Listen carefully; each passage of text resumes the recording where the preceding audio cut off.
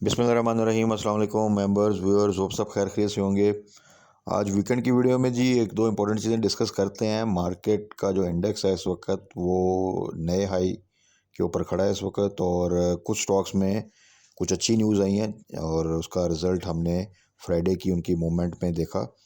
तो उनमें फ़र्दर क्या स्ट्रेटजी करनी है इस वीक के लिए, हमने अपने स्टॉक्स को जो है ना वो किस तरह मैनेज करना है, किस तरह उनमें स्टॉप लॉस लगाना है, कहाँ पे हम बाइंग कर सकते हैं स्टिल, और कितनी होल्डिंग करनी है, क्या हमारा टारगेट होना चाहिए, वो ज़रा क्विकली डिस्कस कर लेते हैं। तो सबसे पहले आ जाते हैं KSE 100 इंडेक्स की तरफ, जिसने 771.2 की पॉजिटिव क्लोजिंग के साथ 93,291 पे जो है ना वो क्लोज़ किया, और एक नया हाई जो है इस वक्त इंडेक्स ने वो लगा दी है। वॉल्यूम भी बेहतरीन जा रहे हैं। अब उसमें देखें, अगर आप टॉप कंट्रीब्यूटर देखें जो कि आपके रहे हैं, उसमें OGDC है, उसमें हपको है, उसमें PSO है, उसमें ATRL है, उसमें PPL है। तो अगर देखा जाए तो एक पावर कंपनी, बाकी तमाम आपकी ऑयल एंड गैस की कंपनीज़ हैं। और हम काफ़ी अरसे से ये देख रहे हैं कि ये जो ऑयल एंड गैस सेक्टर है, बैंकिंग सेक्टर है, एक टाइम पे पावर था, ये IPPs की न्यूज़ आने से पहले इन्होंने बेसिकली अच्छा खासा कंट्रीब्यूट किया है, जो कि इंडेक्स में एक ज़बरदस्त रैलियाँ बनती रहीं और बड़ी बड़ी अच्छी जो सा इंडेक्स ने वो डेली क्लोजिंग दी।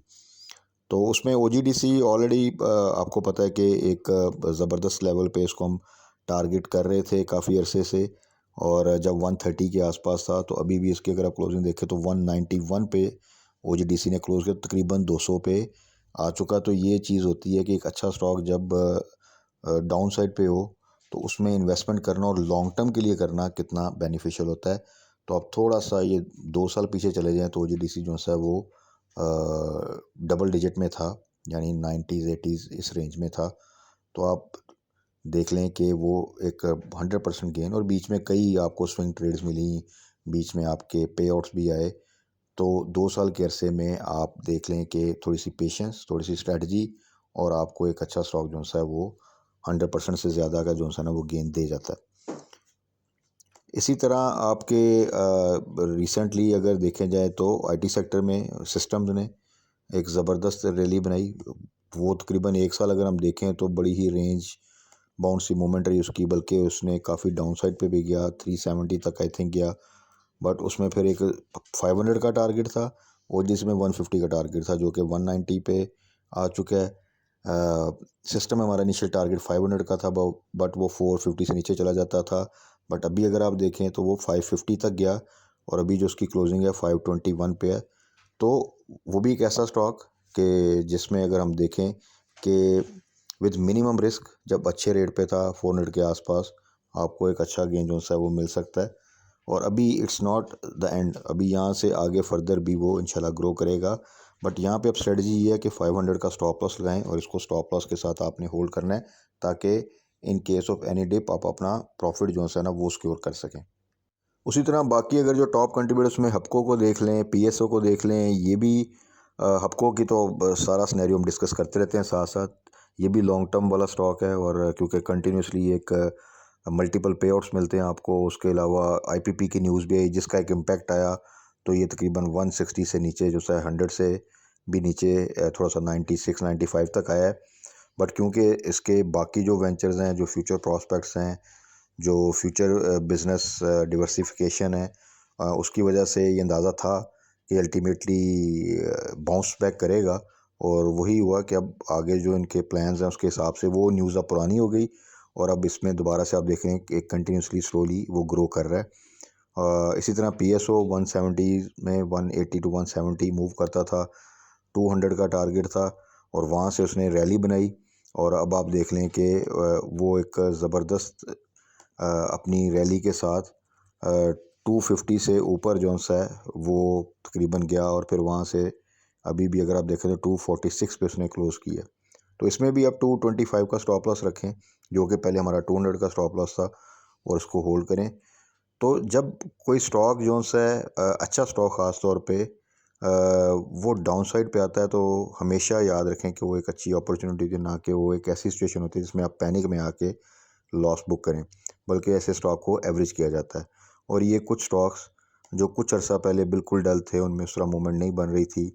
या अटक रिफाइनरी को देख लें, वो पहले भी 450 को टच करके वहाँ से दोबारा नीचे आता था। तकरीबन अगर आप देखें तो 100 पॉइंट से ज़्यादा का उसने डिप ले लिया था और वहाँ से उसमें फिर रैली बनी और उसके बाद हमने देखा कि वही अटक रिफाइनरी जो तकरीबन आप कह सकते हैं कि 300 के आसपास आ चुका था, वहाँ से उसने रैली बनाते हुए तो अब वो तकरीबन 500 के पास आ चुका है। तो वो भी मोर देन 150 पॉइंट 200 पॉइंट्स के एक उसने रैली बना दी। तो क्या हुआ कि अगर एक स्टॉक जो कि एक अच्छा स्टॉक था, उसने जब तकरीबन 100 पॉइंट का डिप लिया तो उसमें अगर हम पैनिक कर दें और वहाँ पे लॉस बुक कर लें, जिसने हाई साइड पे बाय किया था 400 प्लस बाय किया था, और आप देखें कि कुछ अर्सा अगर वो होल्ड कर लेता और उसको एवरेज किया, तो वही जो स्ट्रेटजी हम डिस्कस करते हैं तो वो देखें कि उसने एक तो अपनी एवरेज बेहतर कर ली होगी और एक उसने मज़ीद अच्छा प्रॉफिट गेन कर लिया होगा। थोड़ी सी पेशेंस चाहिए, थोड़ी सी स्ट्रेटजी चाहिए। ऑन द अदर साइड अगर 400 से ऊपर बाय किया था, नीचे आया, स्टॉक अच्छा था, लेकिन आपने पैनिक में आके लॉस बुक कर लिया, और वही स्टॉक अगर आप देखेंगे कि यार ओह, ये तो जो सा है 400 से ऊपर तो छोड़ें, ये तकरीबन 500 के पास आ चुका है। तो फिर क्या होता है कि साइकोलॉजिकली जब आपने सपोज 410 पे लिया है और आपने उसको 340 पे सेल कर दिया, तो जब वो 410 पे आएगा तो आप फिर बाय नहीं करेंगे, क्योंकि आप कहेंगे यार इसी रेट पे मैंने लिया था और यहाँ से वो डाउन साइड पे गया था, मैंने लॉस बुक किया, अगर मैं अब लूँगा तो ये फिर मेरा लॉस बुक हो सकता है। जो कि एक रैशनल जो है ना वो एक अप्रोच है। लेकिन वो स्टॉक जो सा है वो अब आप देखें तो वो आपकी प्राइस से भी ऊपर चला गया, और जिसने एवरेज किया होगा क्योंकि उसकी ओवरऑल प्राइस भी बेहतर हो गई होगी, उसमें कॉन्फिडेंस भी आ गया कि यार मेरी स्ट्रेटजी ठीक थी, ये अच्छा स्टॉक था, नीचे आया लेकिन ये यहाँ से बाउंस बैक कर गया, तो वो होल्ड करते करते इसमें बेहतरीन प्रॉफिट जो है ना वो अर्न कर लेता है। तो इन चीज़ों का थोड़ा सा ख्याल रखना है।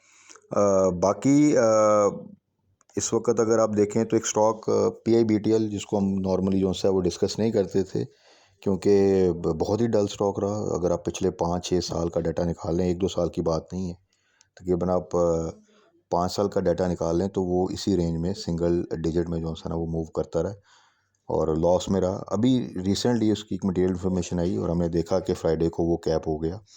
अब वो 7.26 पे उसने क्लोजिंग दी है।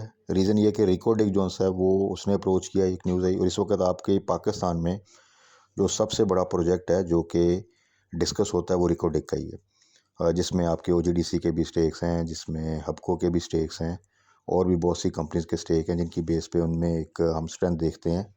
तो वो न्यूज़ का आना कि वो PIBTL के टर्मिनल को जो सा है वो अप्रोच किया गया है फर्दर हैंडलिंग के लिए, और इसमें जो सा दो के भी बहुत सी अप्रूवल का प्रोसेस और बाकी चीज़ें चलेंगी, लेकिन अगर एज ए प्रेफर पोर्ट जो सा है अगर PIBTL को यूज़ किया जाता है तो देन डेफिनेटली जो सा है वो इसमें एक अच्छी मूवमेंट देख सकते हैं, not in a short term but over a long term हम देखते हैं कि वो स्लोली ग्रेजुअली जो सा चीज़ें बेहतर होती हैं। फ़िलहाल के लिए जो इमीडिएट रिएक्शन था वो आया और फ्राइडे को कैप हुआ। अब इसमें स्ट्रेटजी क्या होनी चाहिए, जिनके पास तो है, जिन्होंने बाय किया हुआ था रेट्स पे, वो तो अभी इसको होल्ड करें। एक न्यूज़ है, लेट्स सी इस न्यूज़ की आगे जाके फर्दर जो है वो क्या आगे जाके क्लैरिफिकेशन आती है या फर्दर क्या नई अपडेट आती है, तो उसकी बेस पे फर्दर भी इसमें मूवमेंट बन सकेगी। और अगर किसी ने बाय करना है तो अब देखें, अभी भी कोई ऐसा नहीं है कि PIBTL डबल रेट पे चला गया, but at the same time अगर हम देखें कि PIBTL की इस वक्त जो प्राइस है, और अगर हम बिल्कुल जाके उसको कैप पे बाय कर लेते हैं और वहाँ से फिर डिप लेता है, तो वो थोड़ा सा आपको होल्ड करना पड़ेगा। सो अगर आपके जेहन में है कि आप इसको थोड़ा सा होल्ड कर सकते हैं तो देन आप अभी भी बाय कर सकते हैं, कोई ऐसी मसला नहीं। लेकिन अगर आप ये सोचें कि यार मैं इसलिए बाय करना चाह रहा हूँ कि मुझे 2-3 दिन में 1-2 कैप मिले और मैं उसमें से निकल जाऊँ, तो वो थोड़ा सा आपने फिर सम टाइम रिस्की हो सकता है कि आप बाय करें और उसमें किसी किस्म का डिप आए और आप फिर उस वक्त उसको होल्ड ना कर पाएँ। तो आप एक ऐसे स्टॉक में जिसका अब लगता है कि आगे जाके थोड़ी सी मूवमेंट बन सकती है in a medium to long term, तो वो आप उसमें लॉस बुक करें। सो ये सोच के कि अगर आप इसको होल्ड कर सकते हैं तो आप बिल्कुल अभी भी इसमें एंट्री ले सकते हैं, क्योंकि अगर ये न्यूज़ इंटैक्ट रहती है, चीज़ें बेहतर होती हैं, तो PIBTL एटलीस्ट डबल डिजिट में जा सकता है। उसके अलावा बाकी भी अगर आप देखें ओवरऑल वॉल्यूम लीडर्स में देखें तो वो आपके छोटे स्टॉक ही थे, इसमें BOP था। BOP बैंकिंग साइड पे अगर आप देखें तो बातें तो हो रही हैं बैंक ऑफ पंजाब के बारे में कि इसको बेस्ट बैंक बनाया जाएगा, इसमें आगे जाके मज़ीद बेहतरी आएगी। और एनुअल अपनी जो सा रिजल्ट्स में ये कुछ ना कुछ बोनस भी दे देता है, बट इसमें प्राइस एप्रिसिएशन वैसे नहीं आती।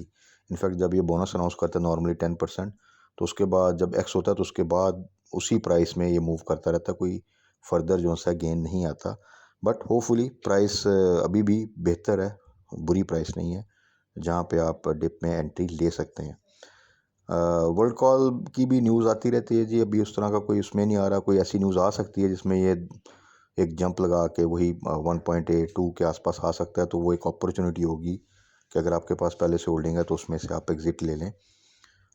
दूसरा पेल जी, पेल की अगेन वही बात कि 24 से नीचे बाइंग रेंज है, 27-28 पे प्रॉफिट टेकिंग है। ये एक स्विंग ट्रेड आपको इसमें मिल जाती है। बाकी फ्लाइंग इस वक्त हाई रेट्स पर है, उसमें इन रेट्स पे बाइंग थोड़ी सी रिस्की है। हम भी ऑलरेडी जो है वो काफ़ी गेन कर चुका है। काफ़ी अर्सा आपको पता है ये तकरीबन 6 से 7 की रेंज में रहा। उसके बाद सिंगल डिजिट में रिस्क ज़रा कम होता है, बट अब जिस रेंज में है वहाँ पे रिस्क थोड़ा सा ज़्यादा है, तो यहाँ पे बाइंग थोड़ी सी आई थिंक के सजेस्टेड नहीं है। और जिन्होंने ऑलरेडी बाई किया हुआ था और प्रॉफिट में है, वो अपना 14 का स्टॉप लॉस लगा के इसको होल्ड करें। उसके बाद जी कॉसम है। कॉसम आपको पता ही है, ये भी तकरीबन डबल डिजिट पे गया और वहाँ से फिर नीचे आया। और बात वही है कि एक रैली बनी। उस रैली में जिन्होंने तो शुरू में लो रेट्स पे लिया हुआ था, वो अपने अपने लेवल्स पर प्रॉफिट टेकिंग जिन्होंने कर ली, उन्होंने कुछ ना कुछ प्रॉफिट गेन कर लिया। अब जिसने जाके 10 के ऊपर, 9 के ऊपर, 11 के पास बाय कर लिया, तो वो अब डेफिनेटली उसको वेट करना पड़ेगा। सो एक अच्छा स्टॉक भी अगर आप हाई साइड पे बाय कर लें तो प्रॉब्लम होता है। अगर आपने एक सट्टे वाला स्टॉक हाई साइड पे बाय कर लिया तो फिर ज़्यादा बड़ी प्रॉब्लम हो सकती है, तो इन चीज़ों को थोड़ा सा अवॉइड करें। उसके बाद सिनर्जी है जी। सिनर्जी भी अगर आप देखें तो रिफाइनरी सेक्टर में बिल्कुल मूवमेंट नहीं है। बाकी रिफाइनरी सेक्टर कहाँ का कहाँ चला गया, लेकिन सिनर्जी उन्हीं प्राइस लेवल्स पे जो है ना वो घूम रहा है। बट इसमें भी कोई ना कोई ऐसी न्यूज़ आ सकती है जिसकी वजह से एक अच्छी जंप इसमें जो है ना वो हम एक्सपेक्ट कर सकते हैं। बट हिस्टोरिकली अगर हम देखें सिनर्जी का भी, तो उसमें जो भी मूवमेंट आएगी वो अपॉर्चुनिटी होगी कि वहाँ पे आप अपना कैश क्योर करें या स्टॉप लॉस के साथ जो है ना वो ज़रूर जो है उसको लेके चलें, विदाउट स्टॉप लॉस ना चलें। तो अभी के लिए जो रेट्स हैं 4 से नीचे आप बाय कर सकते हैं, लेकिन इसकी कोई टाइम लाइन हम जो है ना वो बिल्कुल उसको फिक्स नहीं कर सकते कि विद इन अ वीक इसमें बड़ी ज़बरदस्त मूवमेंट बन जाएगी, विद इन अ मंथ बड़ी अच्छी मूवमेंट बन जाएगी। वो किसी वक्त भी बन सकती है, क्योंकि इस तरह के जो स्टॉक्स होते हैं उनमें जब न्यूज़ आती है तो वो एक गेम जो सी है वो चलती है, उसमें एक जंप आता है और उसमें फिर ज़रूरी होता है कि आप अपना प्रॉफिट सिक्योर करें, ना कि ग्रीड में आके आप हाई साइड पे जाके बाय कर लें। तो सिनर्जी में भी वही गेम है। उसके अलावा आ जाएँ एफएफएल।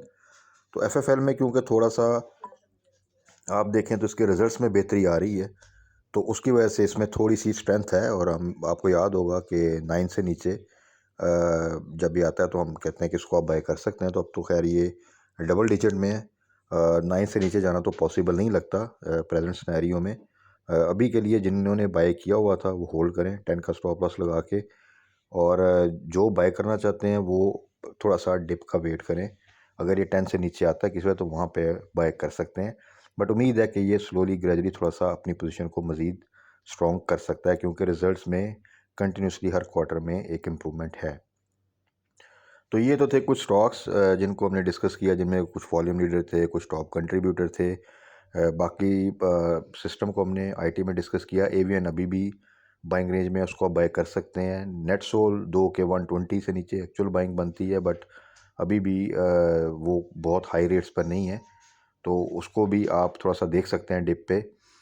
इसके अलावा कोलगेट आपने देखा कि फ्राइडे में उसमें फिर एक जंप आया, और जो हमने उसका टारगेट एक सेट किया हुआ है, तो इंशाल्लाह ताला उम्मीद है कि उस टारगेट को हम मीट करेंगे। और उसमें यही है कि अभी आप उसको जो है ना वो होल्ड करें। अच्छा स्टॉक है, लॉन्ग टर्म वाला स्टॉक है, पे आउट वाला स्टॉक है, अच्छी वैल्यू का स्टॉक है। तो 1300 का स्टॉप लॉस लगा लें आप और इसको होल्ड करें, तो इंशाल्लाह उम्मीद है कि ये नेक्स्ट टारगेट हमारा 1400, उसके बाद फिर 1500। तो ये कुछ स्टॉक्स थे जिनको डिस्कस किया। बाकी आने वाली वीडियोस में मज़ीद स्टॉक्स को डिस्कस कर लेंगे। तब तक अपना ख्याल रखिएगा, दुआ में याद रखिएगा। Stay blessed. अल्लाह हाफिज़।